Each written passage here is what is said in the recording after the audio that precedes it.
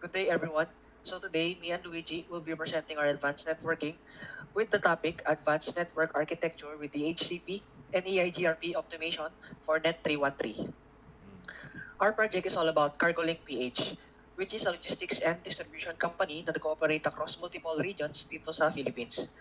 So sa modern logistics industry ngayon, reliable network infrastructures hindi lang convenience. It's actually a necessity na talaga. Kasi yung CargoLink PH, they handle critical daily operations like real-time shipment tracking, warehouse condition, and seamless communication between branches. So for this project, we designed and implemented a complete enterprise network solution na nag-connect ng three strategic locations. Yung headquarters sa isang city, yung warehouse branch para sa inventory management, and yung hub branch for delivery processing and regional routing. Ang network architecture namin ang network architecture namin leverages advanced technologies including centralized DHCP management and EIGRP dynamic routing protocol para ma-ensure yung fast, reliable, and scalable connectivity. Okay, so let me walk you through naman po sa aming network design decisions. So we used hub and spoke topology. Nag-implement kami ng hub and spoke design kung saan yung headquarters ang acting as the central hub. So lahat ng communication between warehouse and hub branches dumadaan lahat sa HQ router. This centralized approach gives us several advantages like mas simplified yung network management, mas madali mag-enforce ng security policies, and centralize yung control over DHCP services and routing decisions. So, we employed variable length subnet masking or VLSM para ma-optimize yung IP address allocation namin. So, this approach allows us to assign subnet sizes based on actual device requirements, avoiding IP address waste habang nagsusupport ng future expansions. So, sa headquarters, uses 10.10.0.0, providing 62 usable host addresses para sa kanilang mas maraming devices. Sa warehouse branch naman po, uses 10.10.0.64, offering 30 usable addresses. And sa hub branch, uses 10.10.0.96, giving us 14 usable addresses.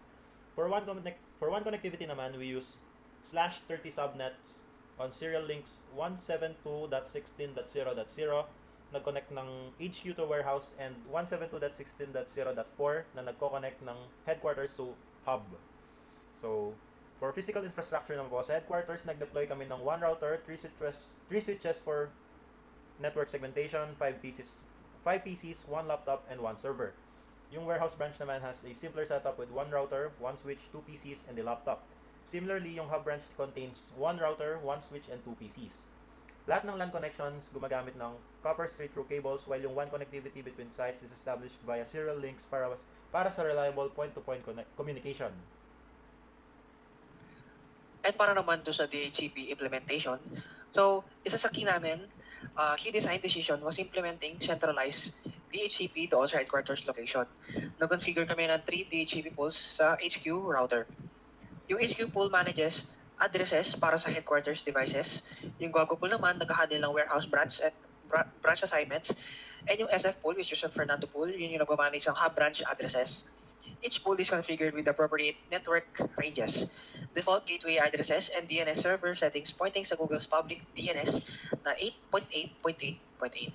Para gumana yung DHCP across our WAN links, nag-configure kami ng DHCP relay agents on the branch routers using IP helper address command.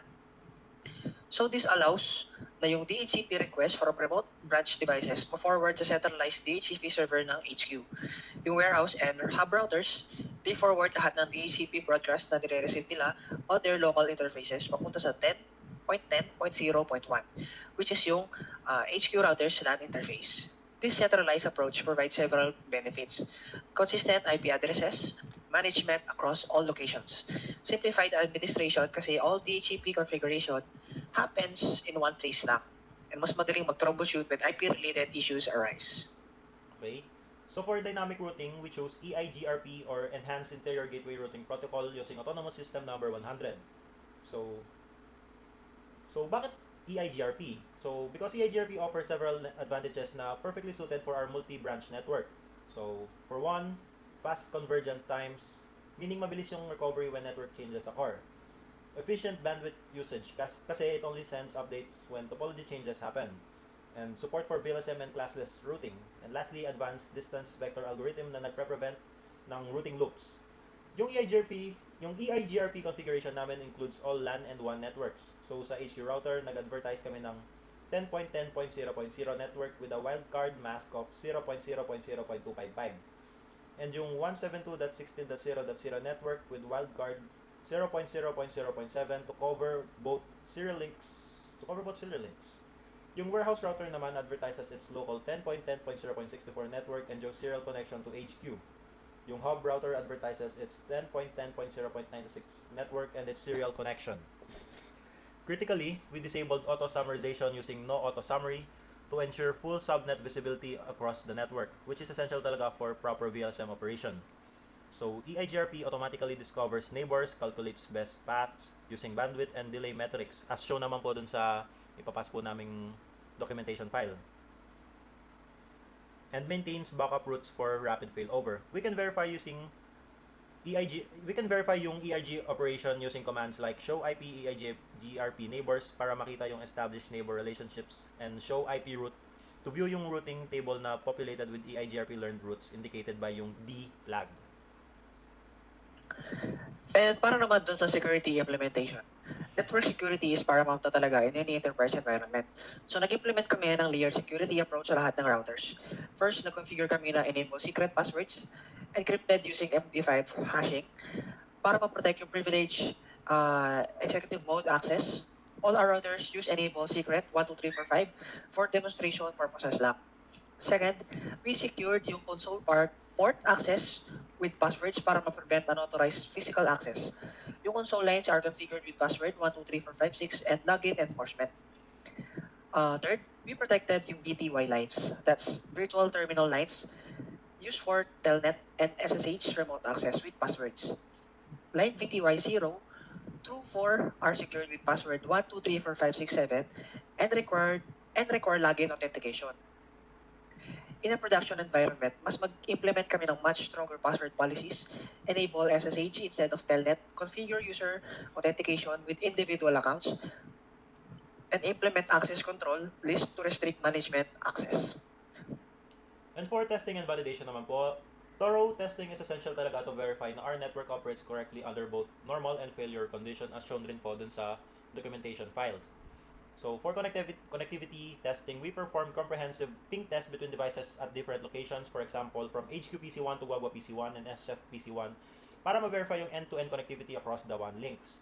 And DHCP validation naman po, we verified yung DHCP functionality by checking IP assignments sa client devices and using show IP DHCP binding sa HQ router para makita yung active leases.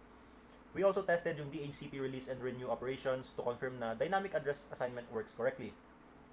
So for EIGRP convergence testing, this is where our network's resilience really shine. So nag-simulate kami ng link failures by shutting down serial interfaces and observed how EIGRP responds. So nung shutdown namin yung serial 010 interface between HQ and warehouse, EIGRP immediately removed yung affected routes from the routing table. Yung show IP EIGRP neighbors command confirmed na yung warehouse router is no longer listed as a neighbor. When we restored yung link using no shutdown, EIGRP rapidly re-established yung neighbor relationship and restored optimal routing. On performance analysis, we used Cisco Packet Tracer simulation mode to analyze yung packet flow through the network and perform traceroute operations to examine yung path na tinatake ng packets between locations, helping us understand yung latency and hop counts. So in conclusion, yung CargoLink PH network implementation namin demonstrates a production-ready enterprise network architecture. We successfully integrated VLSM for efficient IP addressing, centralized DHCP for simplified management, and EIGRP for dynamic routing with rapid convergence. Yung network meets lahat ng CargoLink PH business requirements, reliable interbranch connectivity for real-time operation, scalable design to support future growth, and proven resilience through our failover testing. This project showcases practical application ng advanced network concepts including subnetting, dynamic routing protocols, DHCP relay, and network redundancy. Yun lamang po, ma'am. Thank you so much.